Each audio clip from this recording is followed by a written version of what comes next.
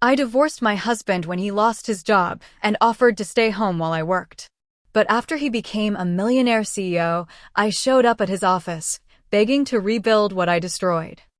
I always believed I had the perfect marriage, one based on solid principles and clearly defined roles. I married David 6 years ago, and from the beginning, our agreement was crystal clear. He was the provider, the pillar of our family. He had an excellent job in finance, a prestigious position that allowed us to live a very comfortable life. I, for my part, took care of the home. I was not a simple housewife. I was the manager of our domestic life, the architect of our sanctuary. I created a perfect environment for him to return to each night, free of stress, and recharge his batteries to continue conquering the world. It was a system that worked perfectly. David always appreciated my role. He called me his secret weapon, the reason he could focus on his career without distractions. I took pride in my work, an impeccable house, gourmet dinners every night, a perfectly organized social life. I didn't marry David just because I loved him. I married him because he represented an ideal. He was an ambitious, strong man, a leader. He was the kind of man that a woman like me, who values structure and tradition, should be with. Our relationship was not just love, it was a strategic partnership, a well-oiled machine where each of us fulfilled our function perfectly. I also had a career before getting married, a promising one in interior design, but I left it without hesitation. I firmly believed in the specialization of roles within a marriage. He was the economic engine. I was the heart and soul of our home. This division of labor was not something outdated for me, but the most efficient and logical way to build a successful life together. I sacrificed my own professional ambitions for the greater good of our family unit, an investment I believed we both valued equally. Our world was stable, predictable, and successful. We had a beautiful house in a good neighborhood. We belonged to a country club. We traveled twice a year. We were the couple everyone envied, the living proof that traditional values still had a place in the modern world. I was deeply proud of the life we had built and, above all, of the man who had made it possible. I believed that nothing could break the foundations of our agreement, of our fortress. The first crack in our foundations appeared 6 months ago. It was a crack that became a chasm that swallowed our entire world. David's company announced a massive restructuring. There were layoffs, and he was one of those affected. I remember the day he came home, earlier than usual. His face was pale. His designer suit seemed to hang off his shoulders. He told me, in an empty voice, that he had been laid off. At that moment, I felt the ground open up beneath my feet, not just because of the money, but because of what it represented. The pillar of our life, the engine of our machine, had broken down. At first, I tried to be the understanding wife. I told him not to worry, that he was a brilliant man and that he would find another job, even a better one, in no time. I cooked him his favorite meals. I kept the house more impeccable than ever, trying to preserve a semblance of normalcy, but the weeks turned into a month and then 2. The job market in his sector was saturated. Every interview ended with a thank you, but no. I watched as David's confidence eroded day by day, as the self-assured leader was replaced by a man full of doubt and anxiety. The real temptation, the decision that changed everything, came from a conversation one night. After another day of rejections, David sat down with me. He told me he had been thinking. We had enough savings to last for a while. And then he made the most humiliating and disconcerting proposal I have ever heard in my life. He suggested that I go back to work. He said I was talented, that I could resume my career in design, and that, while I became the temporary provider, he would take care of the house. He told me he would cook, clean, do the shopping. He would become me. I looked at him in disbelief. I couldn't believe what I was hearing. He, David, my husband, the man I admired for his strength and ambition, suggesting that we switch roles, proposing to become a house husband. It wasn't just a financial solution for him, it was an abdication. It was a renunciation of his fundamental role in our marriage, of the very pillar upon which our relationship had been built. The proposal was not just practical, it was a betrayal of everything we stood for. I felt a deep sense of disgust and disappointment. David's proposal was the turning point. In that instant, I stopped seeing him as my husband. I saw him as a stranger, a man who had lost his essence, his identity. The man I had fallen in love with, the strong provider, had died, and in his place was this scared man, willing to hide behind an apron. My respect for him was shattered. How could I admire a man who was willing to renounce his masculinity in such a pathetic way? I told him his idea was unacceptable. I explained, with all the calm I could muster, that our marriage was based on an agreement, on a structure, and that his proposal not only broke that structure, but inverted it in a way I found degrading for both of us. I told him I had not married a house husband, and I had no intention of becoming the provider for one. My role was to support a successful man, not to support a man who had given up. He didn't understand. He tried to reason with me. He talked about being a team, about being flexible, about supporting each other through bad times. But I didn't see flexibility, I saw weakness, I saw surrender. The argument turned sour. I told him that his lack of drive to find a new job, his willingness to accept this new and humiliating reality, showed me that he was no longer the man I had married. The attraction I felt for him had evaporated, replaced by a mixture of pity and contempt. The decision to ask for a divorce was, for me, a matter of principle. I could not stay married to a man I no longer respected. It would be a farce. It wasn't just about the money or the job, it was about identity. His identity as a man and provider was broken, and with it, my identity as his wife was broken. I told him that if he could no longer fulfill his part of the deal, then our marriage contract was void. It was I who had the courage to end a situation that he seemed too weak to confront. It was an act of honesty, however brutal. The divorce was quick and relatively simple. Since I hadn't worked in years, I was entitled to compensatory alimony, but I refused it.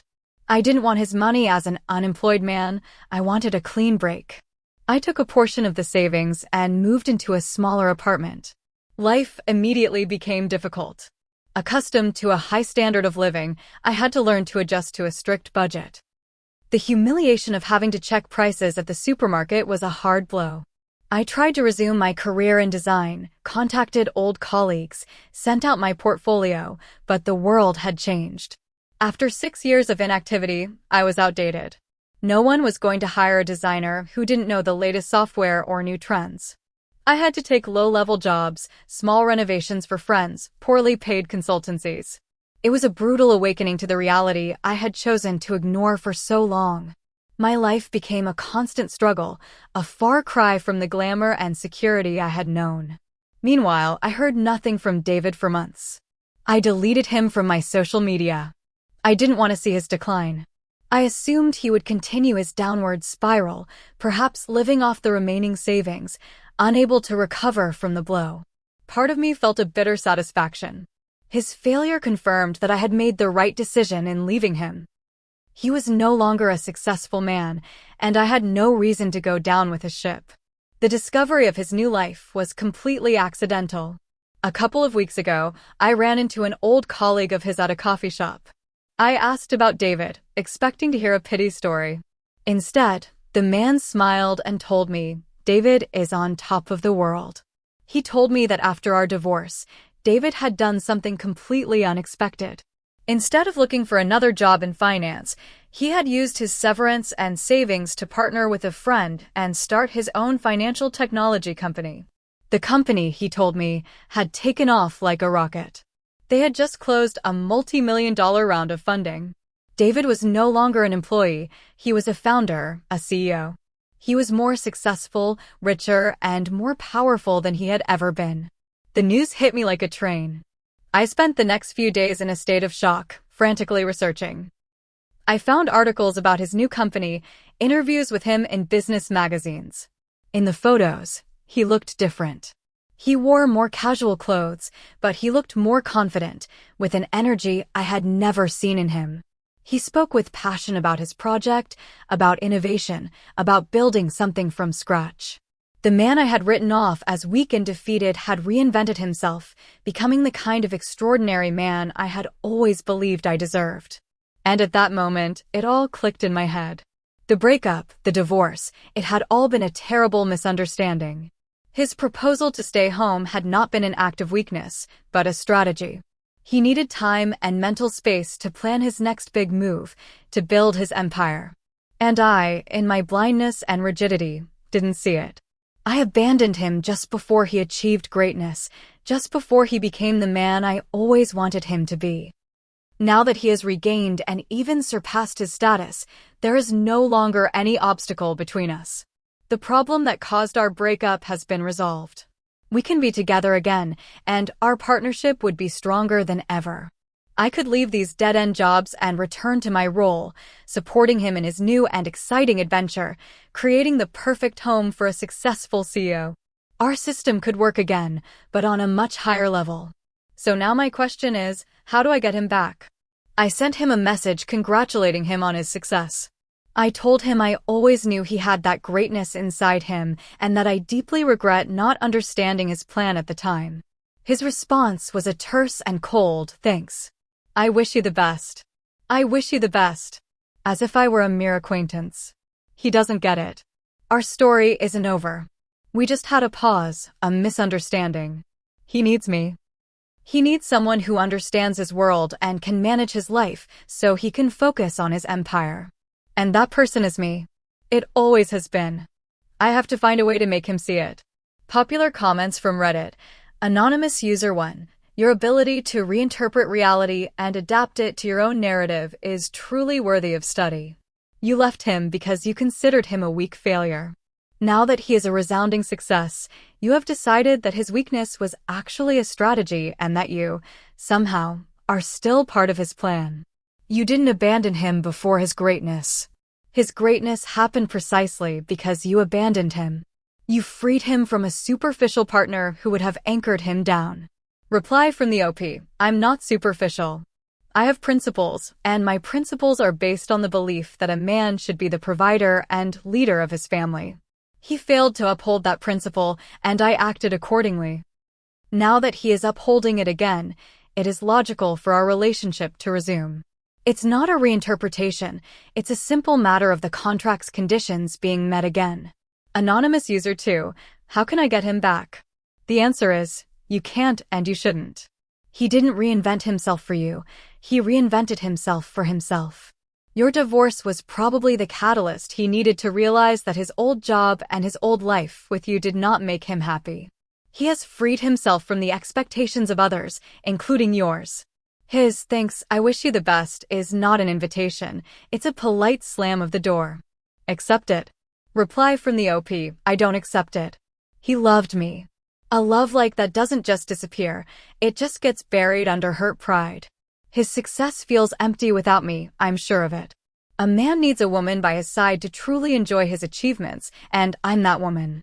He just needs to be reminded. His response wasn't a slammed door, it was a test. He wants to see if I will fight for him. Anonymous User 3. Obviously, I asked for a divorce.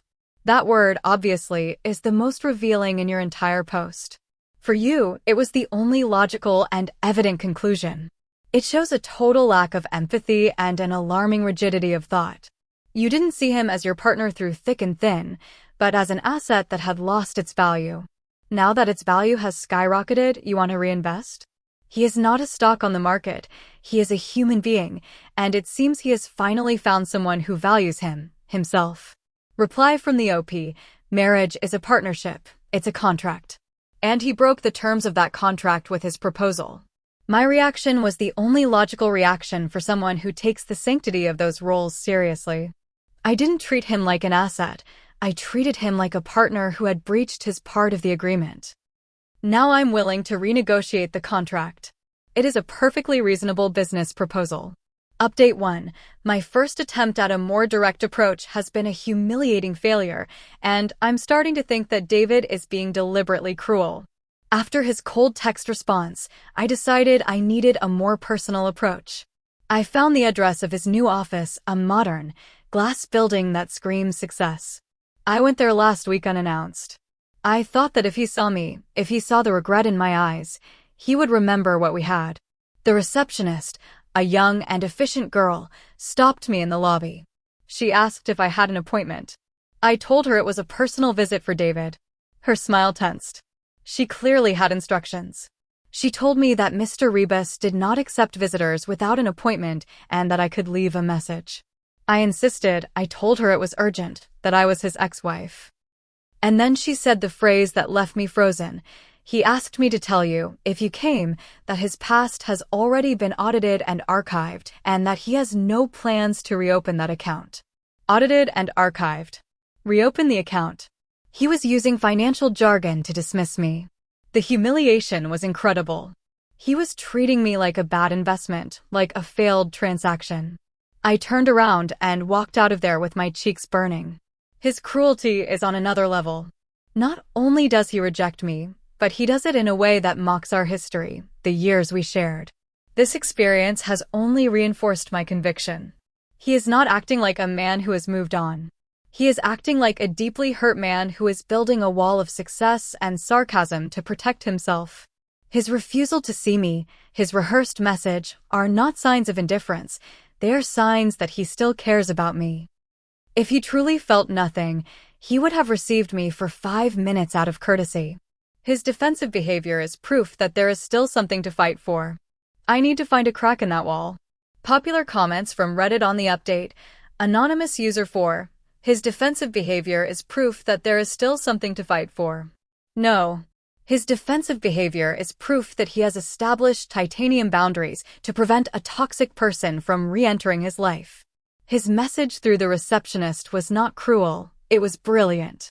He used the only language you seem to understand, that of business and transactions, to tell you it's over. It's clear, concise, and leaves you with no doubt. Reply from the OP. It's not brilliant, it's dehumanizing. Reducing 6 years of marriage to an archived account is psychopathic. It shows that he has become a machine, a man who has traded his heart for a calculator. And that is not something to admire. It's something to pity. Anonymous user 5, showing up at his office unannounced is a stalking move. And the receptionist handled the situation perfectly. He has every right to protect his workplace and his peace of mind from unwanted interruptions. You still don't understand that you are the unwanted interruption in his new life. He doesn't owe you even 5 minutes of his time, especially after how you treated him. Reply from the OP. Harassment? I went to see my ex-husband, the person I shared my life with. I have a right to seek closure, to seek a conversation. His refusal to grant me that basic human decency is what is truly offensive here. He is hiding behind his secretary like a coward. Anonymous user 6. With every update you write, you sink deeper into delusion. You have interpreted a clear and resounding refusal as a sign that he still cares. You have interpreted healthy boundaries as cruelty. You are twisting reality in a way that is frankly worrying. He is not playing games, he is not testing you, he simply wants nothing to do with you. Reply from the OP. You see healthy boundaries.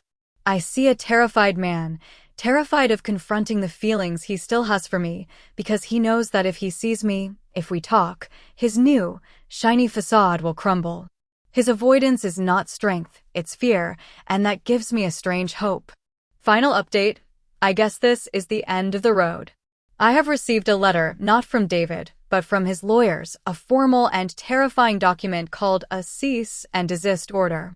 It accuses me of continued harassment for my attempts to contact him, including my visit to his office. The letter states in unequivocal legal language that any further attempt to contact him, his employees, or his family by any means will result in immediate legal action, including a restraining order. At the end of the letter, there was a personal note, apparently dictated by David. It said, "My success is not an invitation for you to return. It is proof that I needed to leave. My proposal to stay home was not a surrender, it was a request for help and trust from my partner, a partner I didn't have. I have built my new life on the foundation of mutual trust and unconditional support, concepts our relationship never knew. I ask you, for the last time, to respect my new life and leave me in peace, not for my sake, but for yours. Clinging to the past is preventing you from building a future." And that's it. There are no more letters to write, no more visits to make. He has legally blocked me. He has turned our story into a court file. And his words, a request for help and trust from my partner, a partner I didn't have, echo in my head. Maybe, just maybe, he's right. Maybe I was the one who was blind. I look at my life now, the daily struggle, the loneliness, and I realize that I have been trying to get a man back when what I really lost was myself. I gave up my career, my independence, to fit into a role, and when that role was threatened, instead of adapting, I destroyed everything. I don't know if I will ever fully understand my own motivations, but what I do understand is that it's over. He has moved on, and I have to learn to do the same, not because I want to, but because he has left me no other choice. Popular comments from Reddit on the final update. Anonymous User 1. David's personal note is one of the most powerful and lucid statements I have ever read. He has perfectly articulated why your relationship failed and why there is no going back. The cease and desist order may seem harsh, but it was a necessary step to protect himself from your inability to accept no. It's a sad ending for you, but it's the ending your actions have created. Reply from the OP, a partner I didn't have. That phrase will haunt me for a long time. I think, for the first time, I truly understand what he felt, and it's a horrible feeling. Anonymous User 7. Clinging to the past is preventing you from building a future. He has given you the best possible advice, even if it came wrapped in a legal document. Your obsession with getting back the life you had has prevented you from creating a new one. Perhaps this forced restraining order is the intervention you needed to finally start looking forward. Reply from the OP. It's ironic, isn't it? He has forced me to do what I should have done from the beginning. I don't know how to build a future from scratch at my age, but I guess I'm going to have to learn. Anonymous User 8. This story is a masterclass in how rigid roles and unrealistic expectations can destroy a relationship. You thought you were defending principles, but you were actually stifling your partner's potential and your own. David broke free and flourished. Now it's your turn. Stop trying to be someone's wife and start discovering who you are. Reply from the OP. I don't know who I'm without that role. That's the most terrifying part. For years, it was my entire identity. Thank you for your comments, even the harsh ones. I guess I needed to hear them.